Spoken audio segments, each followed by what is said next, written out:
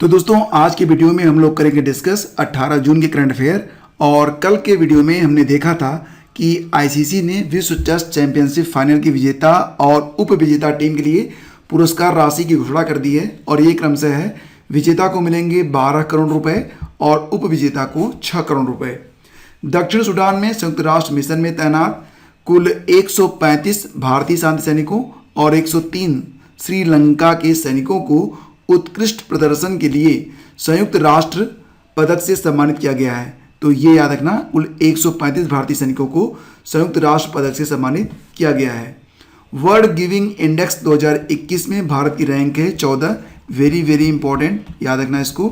और जर्दालू आम जिसे जीआई टैग मिला हुआ है, बिहार के भागलपुर से होता है ये, तो इसको जो है कहाँ पर भेजा गया है? ब्रिटेन को। राजा परवा त्यौहार ये किस राज्य का त्यौहार है? तो ये ओडिशा का त्यौहार है। इन प्रश्नों को अगर आप डिटेल में समझना चाहते हैं तो आप कल का वीडियो देख सकते हैं, लिंक वीडियो के डिस्क्रिप्शन में दिया गया है। विश्व का 5वां महासागर बन गया है दक्षिणी महासागर। Very important question. 2021 की सिपरी रिपोर्ट ये बताती है कि भारत के पास कुल 156 परमाणु हथियार हैं और अगर देखा जाए क्रम में तो ये दुनिया में 5वें स्थान पर है। और युवा शक्ति कोरोना मुक्ति अभियान ये अभी हाल ही में मध्य प्रदेश में स्टार्ट किया गया है। फ्लिपकार्ट किस राज्य में चिकित्सकीय उपकरणों और दवाओं की डिलीवरी ड्रोन से करेगा? तो ये राज्य है तेलंगाना। और अंतर्राष्ट्रीय क्रिकेट परिषद ने किसे मई 2021 के लिए ICC player of the month का अवार्ड दिया है? तो पुरुषों में यह अवार्ड दिया गया है बांग्लादेश के मुशफिकुर रहीम को और महिलाओं में यह अवार्ड मिला है स्कॉटलैंड की कप्तान कैथरीन ब्रीस को। और ग्राडफील्ड बोहम जो कि प्रित्जकर पुरस्कार से सम्मानित थे, इनका अभी हाल ही में निधन हो गया है। तो फ्रेंड्स ये थे कल के करंट अफेयर और अब देखते हैं आज के डेली करंट अफेयर। तो हाल ही में संपन्न आसियान देशों के रक्षा मंत्रियों की हुई बैठक की अध्यक्षता किस देश ने की है? बहुत ही अच्छा प्रश्न है ये। आसियान देशों के रक्षा मंत्रियों की जो बैठक हुई है उसकी अध्यक्षता की गई है ब्रुनेई के द्वारा। ऑप्शन ए यहाँ पर आपका बिल्कुल सही है। तो बैठक की मेजबानी कौन किया है? ब्रुनेई के रक्षा मंत्रालय ने। ब्रुनेई इस साल आसियान समूह का अध्यक्ष है, याद रखना, और वह सभी बैठकों की मेजबानी करेगा। तो 2021 में जो आसियान ग्रुप है उसकी अध्यक्षता कर रहा है ब्रुनेई। रक्षा मंत्री राजनाथ सिंह ने सुबह आसियान यानी कि ये जो बैठक हुई थी वो कब हुई थी? 16 जून को हुई थी सुबह 6:30 बजे। तो उसमें भारत के जो रक्षा मंत्री हैं राजनाथ सिंह जी ने, उन्होंने भी पार्टिसिपेट किया था और वीडियो कॉन्फ्रेंसिंग के माध्यम से उन्होंने अपनी बात रखी। तो यहाँ पर देखिए एक बहुत ही इंपॉर्टेंट पॉइंट होता है ADMM+। तो ये क्या होता है? तो देखिए ADMM+ 10 आसियान सदस्य जो हैं उसके बारे में आगे मैं आपको बताऊंगा और 8 संवाद भागीदारों। और इसमें कौन कौन से हैं जो 8 संवाद भागीदार हैं?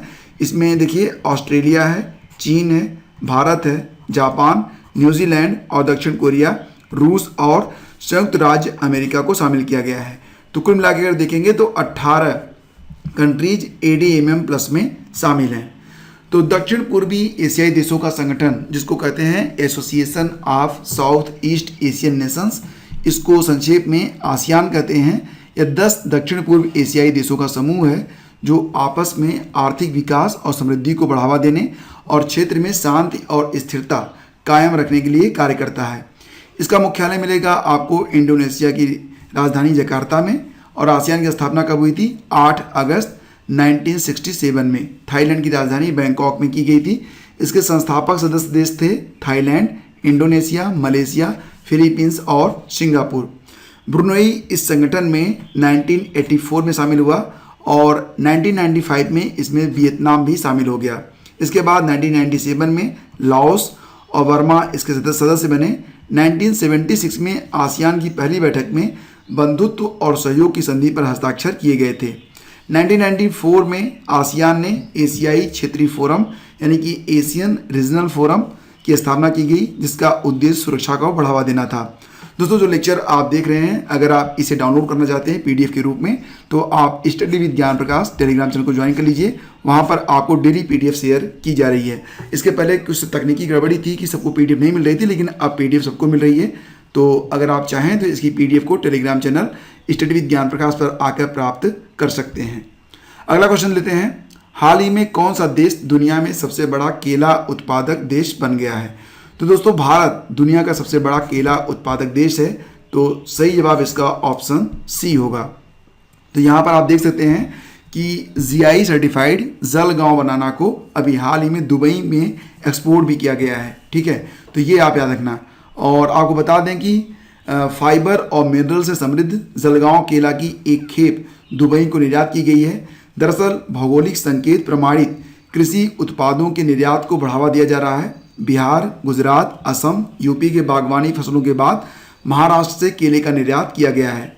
महाराष्ट्र के जलगांव जिले के तंदलवाड़ी गांव के प्रगतिशील किसानों से 22 मीट्रिक टन जीआई प्रमाणित जलगांव केले प्राप्त किए गए थे और इन्हें दुबई भेजा गया है। वर्ष 2016 में जलगांव केले को जीआई प्रमाणन मिला था। ये क्वेश्चन भी इंपॉर्टेंट हो सकता है एग्जाम के लिए कि जो जलगांव केला है उसको जीआई टैग कब मिला था, तो याद रखना कि ये मिला था 2016 में। और भारत कुल उत्पादन में, यानी कि दुनिया में जो केले का उत्पादन होता है उसका 1/4 तो भारत अकेला ही करता है और दुनिया में यह केले का सबसे बड़ा उत्पादक भी है। भारत में आंध्र प्रदेश, गुजरात, तमिलनाडु, महाराष्ट्र और केरल, उत्तर प्रदेश, बिहार और मध्य प्रदेश जो हैं ये केले के उत्पादन में 70% से अधिक का योगदान करते हैं। दोस्तों ये भी याद रखना कि उत्तर प्रदेश में योगी सरकार ने इस बार कुशीनगर में बनाना फेस्टिवल का आयोजन किया था। इसे 4 दिन तक चलाया गया था, 22 मार्च, 23 मार्च, 24 मार्च और 25 मार्च को। इसके पहले योगी सरकार ने झांसी में स्ट्रॉबेरी महोत्सव, ये भी याद रखना आप, लखनऊ में राज्य गुड़ महोत्सव, जौगरी फेस्टिवल और सिद्धार्थनगर में काला नमक चावल महोत्सव का आयोजन किया था। 2018 में जो बनाना महोत्सव था इसका आयोजन किया गया था केरल में। ठीक है, तो ये भी आप याद रखना। आगे बढ़ते हैं। 21 जून को मनाए जाने वाले अंतर्राष्ट्रीय योग दिवस का विषय क्या है? What is the theme of international yoga day celebrated on 21 of June? तो दोस्तों इस वर्ष की जो थीम रखी गई है वो है yoga for wellbeing, option B. ठीक है, तो देखिए जो ऑल इंडिया रेडियो की वेबसाइट है वहाँ पर आपको मिलेगी थीम योगा फॉर वेलबींग, लेकिन कहीं कहीं पर आपको एक थीम और मिलेगी, बी विद योग, बी एट होम। तो दोनों थीम इसी वर्ष की है, 2021 की, याद रखना है इसको। और अंतर्राष्ट्रीय योग दिवस 21 जून को दुनिया भर में मनाया जाएगा और इस वर्ष का विषय है योग फॉर वेलबींग। तो कोविड महामारी ने लोगों के जीवन और आजीविका को बुरी तरह प्रभावित किया है। ऐसे में लोगों के समग्र स्वास्थ्य को बढ़ावा देने में योग का महत्व अत्यधिक प्रासंगिक है। अंतर्राष्ट्रीय योग दिवस की शुरुआत हुई थी 21 जून 2015 में और हाल ही में वैश्विक योग सम्मेलन, एक सम्मेलन हुआ था वैश्विक योग सम्मेलन, तो उसके जो उद्घाटन समारोह को संबोधित किया था वो किया था डॉक्टर हर्षवर्धन जी ने। और यह कार्यक्रम 7वें अंतर्राष्ट्रीय योग दिवस के अवसर पर आयुष मंत्रालय और भारतीय सांस्कृतिक संबंध परिषद में मिलकर इसे आयोजित किया था। तो ये जरूर याद रखना, वैश्विक योग सम्मेलन के उद्घाटन समारोह को किसने उद्बोधित किया था, तो इनका नाम है डॉक्टर हर्षवर्धन। आगे बढ़ते हैं। हाल ही में किस राज्य ने कोविड के बेसहारा अनाथ हुए बच्चों के लिए वित्तीय सहायता योजना शुरू की है? वित्तीय सहायता योजना, तो दोस्तों ये जो योजना है ये शुरू की गई है कहाँ पर? देखिए ओडिशा में नहीं है, गुजरात, उत्तर प्रदेश, तमिलनाडु। तो सही जवाब इसका ऑप्शन डी है, यानी कि तमिलनाडु में। तो कोरोना महामारी ने कई बच्चों को बेसहारा और अनाथ कर दिया है या फिर अपने माता पिता में से किसी एक को खो दिया है। तो तमिलनाडु के मुख्यमंत्री कौन है? MK Stalin. उन्होंने बच्चों को वित्तीय सहायता और अन्य लाभ देने के लिए एक योजना शुरू की है जिन्होंने कोविड के कारण अपने माता पिता या दोनों में से किसी एक को खो दिया है। CM स्टालिन ने 5 बच्चों के अभिभावकों और Tamil Nadu power finance and infrastructure development corporation limited में इन बच्चों के नाम पर जमा की गई रसीद की प्रमाण पत्र सौंपे हैं। स्टालिन ने 5 बच्चों के माता पिता को 3 लाख के चेक भी सौंपे और उन्होंने अपने माता पिता में से किसी एक को महामारी में खो दिया था। इस योजना के तहत उन बच्चों के नाम पर 5 लाख रुपए जमा किए जाएंगे जिन्होंने कोविड-19 के कारण माता पिता या दोनों को खो दिया है। बच्चे को 18 वर्ष की आयु पूरी करने पर अर्जित ब्याज के साथ जमा राशि को भुगतान कर दिया जाएगा। और इस योजना के कार्यान्वयन के लिए जारी परिचालन दिशा निर्देशों के अनुसार यदि कोई बच्चा अपने माता पिता में से किसी एक को कोविड-19 से खो बैठा है तो उसे 3 लाख रुपए, यानी कि अगर माता पिता दोनों नहीं है तो 5 लाख रुपए और माता पिता में से कोई एक है तो उस बच्चे को 3 लाख रुपए की सहायता राशि दी जाएगी। हाल ही में वैश्विक पवन दिवस कब मनाया गया? Global wind day. ये कब मनाया गया? तो दोस्तों याद रखना कि ग्लोबल विंड डे जो होता है ये प्रतिवर्ष होता है 15 जून को। वैश्विक पवन दिवस भारत समेत दुनिया के 75 देशों में मनाया जाता है और करीब 14 साल पहले यूरोपीय पवन ऊर्जा संघ और वैश्विक पवन शक्ति परिषद ने इस दिन को एक साथ मनाने का फैसला किया था। इसके चलते सन 2007 को सबसे पहली बार यूरोप में वैश्विक पवन दिवस का आयोजन किया गया। इसके बाद 2009 में पवन दिवस को वैश्विक स्तर पर मनाया जाने लगा। याद रखना, वैश्विक पवन ऊर्जा परिषद का मुख्यालय मिलेगा आपको ब्रुसेल्स, बेल्जियम में, और इसकी स्थापना हुई थी 2005 में। International day of family remittance, अंतर्राष्ट्रीय पारिवारिक प्रेषण दिवस, ये अभी हाल ही में कब मनाया गया। तो दोस्तों याद रखना कि जैसे कि अगर कोई व्यक्ति आपके घर का है, आपका कोई गार्जियन है, भाई है, वो मान लेते हैं विदेश में रहते हैं, तो परिवार के पालन पोषण के लिए जो पैसा वहाँ से आता है, वो जो विदेशी मुद्रा आती है, उसको रेमिटेंस कहा जाता है। ठीक है, तो उससे क्या होता है कि इससे परिवार की स्थिति तो सुधरती ही है, देश के लिए भी यह काफ़ी अच्छा माना जाता है। तो प्रतिवर्ष जो है 16 जून को यह दिवस मनाया जाता है international day of family remittance के रूप में। और यह दिन विदेशों में रहने वाले प्रवासियों के प्रवासों को, यानी कि उनकी जो ये कोशिश होती है उसको सम्मानित करने और अपने देश में अपने परिवार के सदस्यों के जीवन को बेहतर बनाने में मदद करने के लिए मनाया जाता है। पहला अंतर्राष्ट्रीय पारिवारिक प्रेषण दिवस 2015 में मनाया गया था। याद रखना इसको, 2015 में। और यह दिन सार्वजनिक क्षेत्र और निजी क्षेत्र को प्रवासियों की बेहतरी के लिए नीतियां बनाने और प्रेषण को प्रोत्साहित करने के लिए प्रोत्साहित करता है। तो प्रेषण क्या होता है आप जानते हैं, इसके बारे में आपको बता चुका हूं। अब एक बात और जान लो कि विश्व बैंक ने हाल ही में माइग्रेशन एंड डेवलपमेंट ब्रीफ नामक एक रिपोर्ट जारी की थी और इस रिपोर्ट में यह कहा गया था कि कम आय और मध्यम आय वाले देशों के लिए प्रेषण प्रवाह, जिसको कहते हैं रेमिटेंस फ्लोज, ये 2019 की तुलना में 2020 में थोड़ा कम रहा था। कितना? 1.9%। तो यह 2020 में 540 बिलियन अमेरिकी डॉलर था, जो कि 2019 में था 548। तो 8 बिलियन डॉलर ये 2020 में कम रहा 2019 की तुलना में। आगे बढ़ते हैं। बीसीसीआई ने किस क्रिकेटर पर लगे आजीवन प्रतिबंध को हटा दिया है? तो ये तस्वीर आप पहचानते होंगे, और ये कौन है? ये हैं अंकित चौहान। तो ऑप्शन सी इसका बिल्कुल सही है। भारतीय क्रिकेट कंट्रोल बोर्ड यानी कि बीसीसीआई ने मुंबई के बाएं हाथ के पूर्व स्पिनर अंकित चौहान के फिर से खेलने का रास्ता साफ कर दिया है। हालांकि ये रास्ता अभी इतना आसान नहीं है।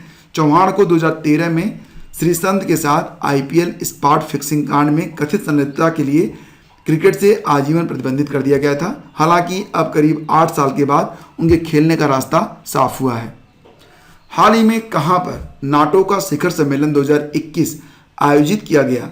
तो दोस्तों नाटो का जो शिखर सम्मेलन 2021 में आयोजित हुआ है वो हुआ है ब्रुसेल्स में, यानी कि यहाँ पर जो विकल्प सी है ये आपका बिल्कुल सही है। नाटो का मतलब होता है नॉर्थ अटलांटिक ट्रीटी ऑर्गेनाइजेशन। तो इसके नेताओं ने बेल्जियम के ब्रुसेल्स में नाटो मुख्यालय पर आमने सामने शिखर सम्मेलन का आयोजन किया। नाटो का 2021 में ब्रुसेल्स शिखर सम्मेलन गठबंधन के राष्ट्राध्यक्षों और सरकार के प्रमुखों की 31वीं औपचारिक बैठक थी। इसमें 30 सदस्यीय नाटो समूह का शिखर सम्मेलन अमेरिकी राष्ट्रपति जो बिडेन के पदभार ग्रहण करने के बाद उनकी पहली विदेश यात्रा के एक भाग के रूप में आयोजित की गई थी। तो आपको बता दें इस शिखर सम्मेलन के बारे में, तो सभी नेता यह सुनिश्चित करने के लिए कि गठबंधन भविष्य की चुनौतियों का सामना करने के लिए तैयार रहे कि एक व्यापक पहल नाटो 2030 एजेंडा पर सहमत हुए हैं। तो एक एजेंडा यहाँ पर शुरू किया गया है, नाटो 2030।